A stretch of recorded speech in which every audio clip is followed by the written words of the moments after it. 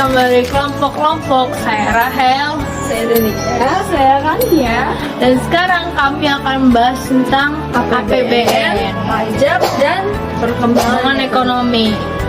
Jadi APBN itu sebenarnya apaan sih? Kalau mau tahu lebih lanjut, tonton terus ya vlog ini.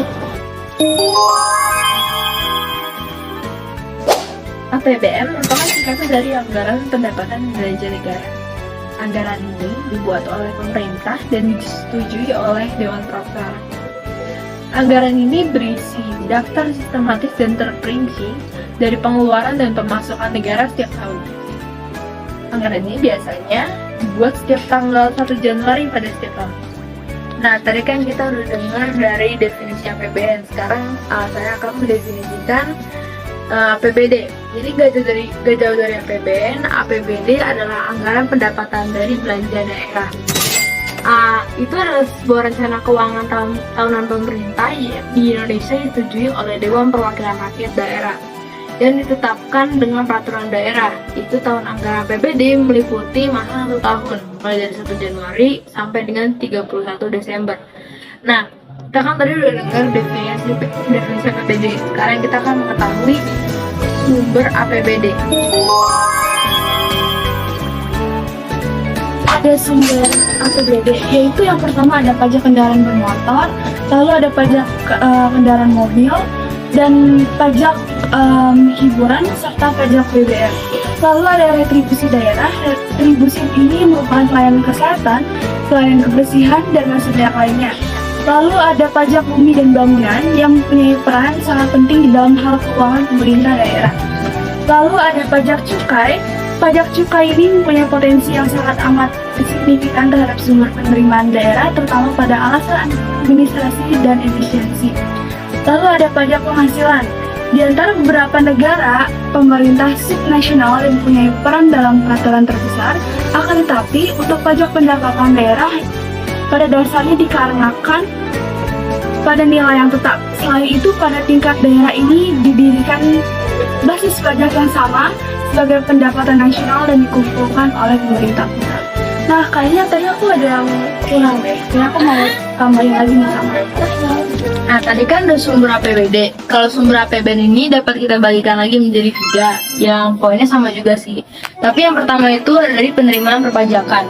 Semua penerimaan negara yang berasal dari pendapatan pajak penghasilan, pendapatan pajak penambahan nilai barang dan jasa, pendapatan pajak atas penjualan barang mewah, seperti PPN, PPH, bea cukai.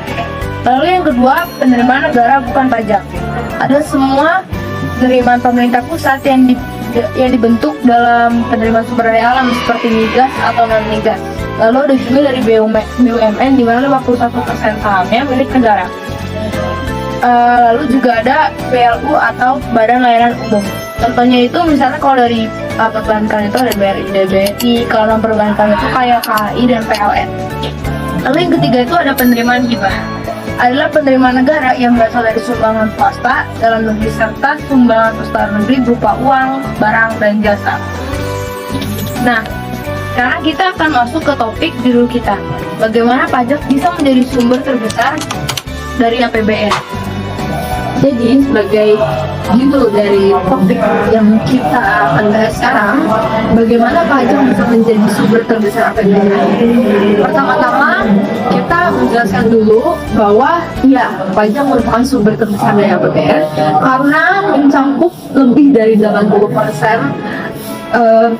sumber penghasilan APBN. Arti penting pajak bagi negara juga sangat signifikan. Pajak berfungsi untuk sumber penerimaan negara yang diperuntukkan untuk mewujudkan cita-cita bangsa Indonesia, yakni mewujudkan kesejahteraan dan kemakmuran bersama. Dana pembangunan berasal dari pajak sehingga pajak menjadi tulang punggung keuangan negara. Oke, untuk terakhir kita akan membahas lebih lanjut tentang perkembangan ekonomi apa sih yang terjadi atau APBN itu dipakai untuk apa sih sebenarnya. Oke, jadi yang pertama itu nggak jauh dari yang depan investasi, yaitu peningkatan infrastruktur. Yang pertama itu transportasi. Investasi besar dalam infrastruktur transportasi seperti jalan raya, jembatan, bandara, dan pelabuhan dapat mengurangi biaya logistik, meningkatkan efisiensi dan mendorong perdagangan antara daerah. Lalu juga energi. Pembangunan pembangkit listrik dan jaringan distribusi energi dapat memastikan pasokan listrik yang stabil, mendukung industri dan meningkatkan produktivitas. Yang kedua, ada peningkatan kualitas sumber daya manusia, yaitu dari dua, yaitu pendidikan dan kesehatan. Untuk pendidikan, alokasi dana yang signifikan untuk sektor pendidikan dapat meningkatkan kualitas pendidikan, mengurangi angka putus sekolah, dan meningkatkan keterampilan tenaga kerja.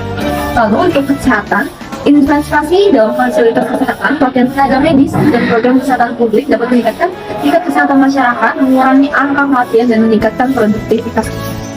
Lalu ada pengentasan kemiskinan dan ketimpangan yang terbagi menjadi dua. Yang pertama ada program bantuan sosial, program seperti bantuan langsung tunai, subsidi pangan, dan program bantuan keluarga harapan dapat meningkatkan daya beli masyarakat miskin dan mengurangi ketimpangan ekonomi. Yang kedua ada pemberdayaan UMKM berupa dukungan finansial dan teknis kepada usaha mikro kecil dan menengah dan dapat menciptakan lapangan kerja baru dan mendorong pertumbuhan ekonomi lokal. Yang keempat, ada pembangunan sektor-sektor ekonomi unggulan. Yang pertama itu ada pertanian dan perikanan. Investasi dalam teknologi pertanian, integrasi dan pelatihan petani dapat meningkatkan produktivitas sektor pertanian dan perikanan. Lalu yang kedua ada industri dan manufaktur, yaitu dukungan terhadap industri manufaktur melalui intensif pajak. Jadi itu dari kami. Terima kasih.